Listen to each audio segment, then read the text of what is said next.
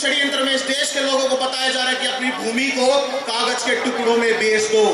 इस देश के बड़े बड़े ऋषियों ने कहा है कि भूमि हमारी माँ है और माँ जब तक रहेगी जब तक अपने पुत्र और पुत्रियों का पोषण करेगी। इस देश की भूमि ने हजारों सालों से लोगों को अन्न दिया और हजारों सालों तक अन्न देगी, लेकिन ये जो पैसा है इसको इस देश के ऋषियों ने माँ नहीं माया कहा है, क्योंकि माया किसी की नहीं होती है और माया होती है मायावी की।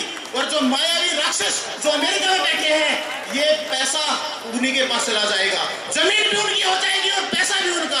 धीरे धीरे करके हम भूमिहीन हो जाएंगे।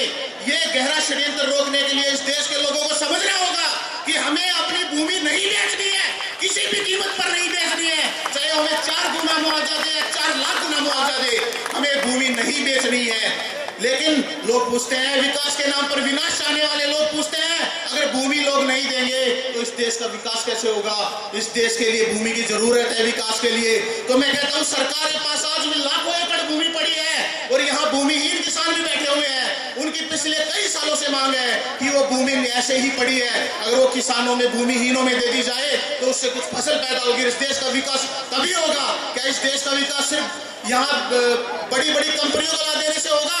नहीं, इस देश का विकास लोगों को, किसानों को उनका अधिकार देने से होगा, वही सच्चा जन कल्याण है। लेकिन इस देश की सरकार को समझना चाहिए, अगर वो इस बात को आगे नहीं बढ़ाती तो इस देश के नौजवान तैयार हैं लड़ने के लिए। आप जानते होंगे कि अन्ना जी महाराष्ट्र से, महाराष्ट्र में एक महान संत और हुए आचार्य विनोबा जी ने कहा कि इस देश के भूमिहीन लोगों को भूमि चाहिए। पहले तो उन्होंने सोचा सरकार से मांगा जाए, लेकिन उन्होंने सोचा एक बार देश की जनता से ही क्यों ना मांग लिया जाए। तो देखते देखते इस देश की जनता ने भूदान का आंदोलन ही खड़ा कर दिया। हजारों एकड़ जमीन किसानों ने अपने भाइयों के लिए दान कर दी।